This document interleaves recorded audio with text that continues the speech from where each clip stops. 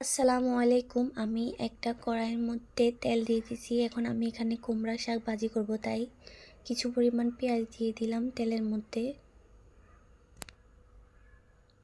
তারপর এখানে আমি 2টা শুকনো মরিচ দিয়ে দিব। 3-4টা আমি এখানে রসুন দিয়ে দিছি। এগুলো ভালোভাবে নেড়েচেড়ে আমি লাল করে নিব।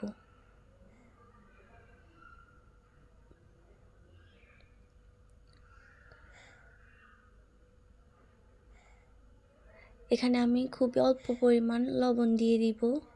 লবণ দিয়ে এগুলো ভালোভাবে আমি নেড়েচেড়ে নিচ্ছি।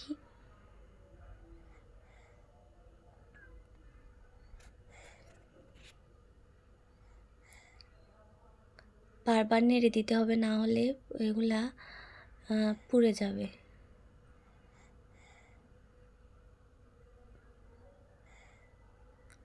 এই তো আমি এখানে একটা কাঁচামরিচ দিয়ে দিছি। এগুলা লাল নেওয়া শেষ। এখন আমি আগে থেকে সিদ্ধ করা কুমড়ার শাকগুলো দিয়ে দিছি।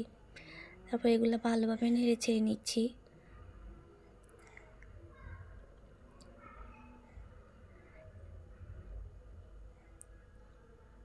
এই তো আমার কুমড়া শাক ভাজি শেষ। এখন আমি একটা বাটিতে এগুলো তুলে নিলাম।